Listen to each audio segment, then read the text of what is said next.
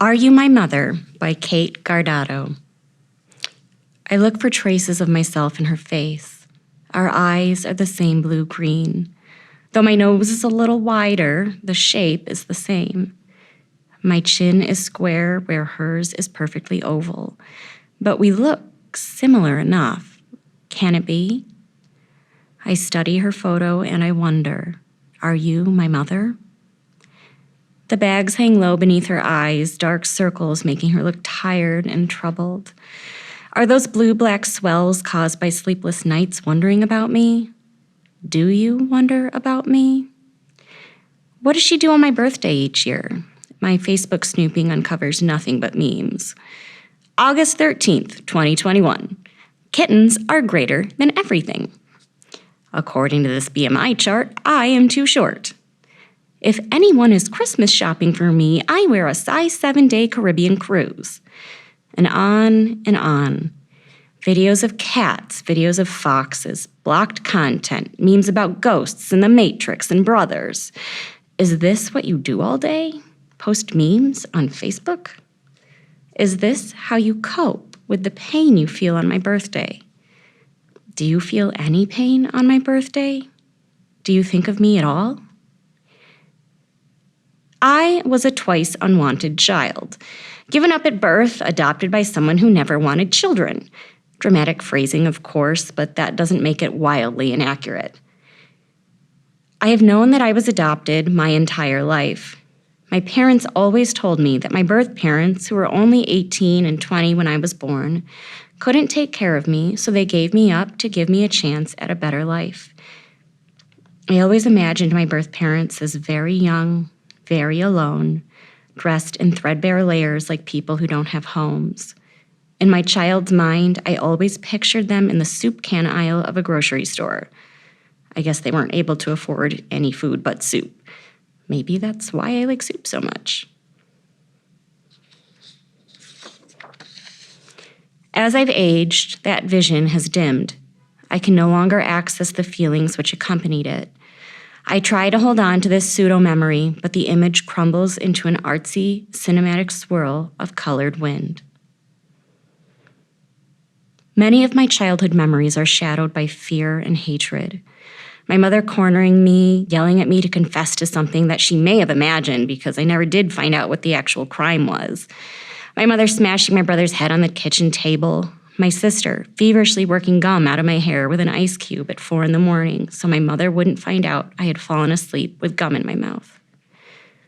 I have a clear memory of writing, "I hate my mom," over and over in my 6-year-old scrawl in one of those children's diaries with the flimsy lock and tiny key. I brought the journal downstairs into the kitchen and waved it around, asking my mother, "Don't you want to know what I wrote?"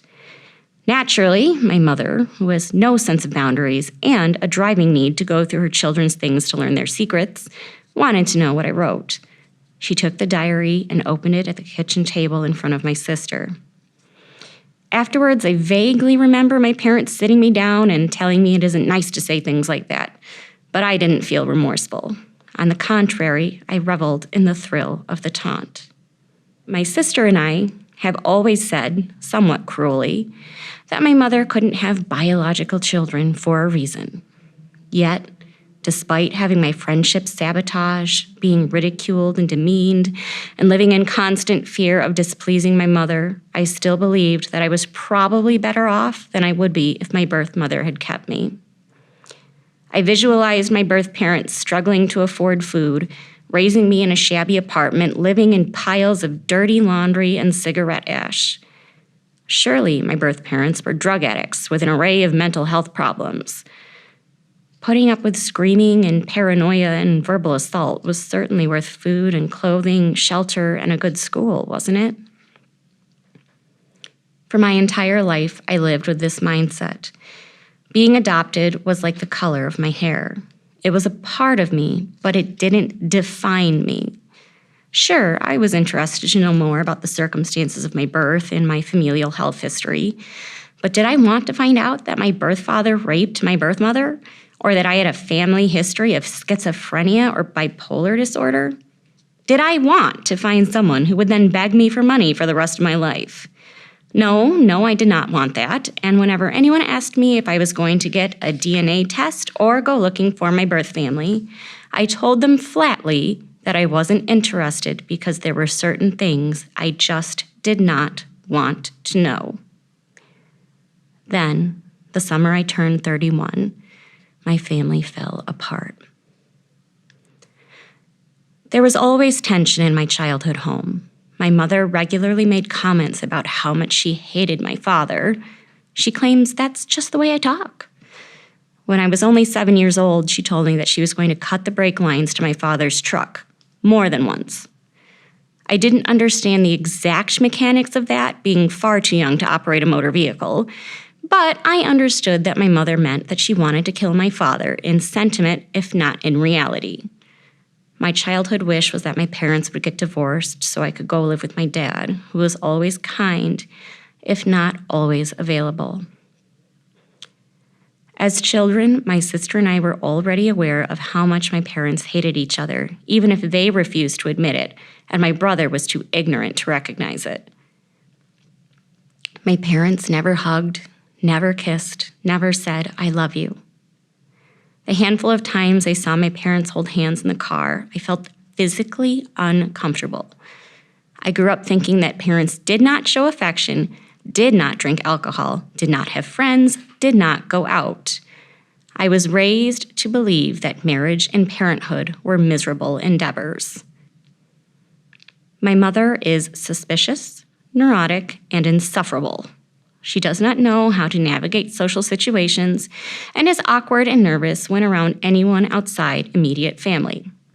In fact, she's awkward and nervous around immediate family. She still believes that one of her adult children stole a stack of paperback mysteries from her 7 Christmases ago. None of us reads paperback mysteries. My father, on the other hand, is friendly, chatty, and outgoing.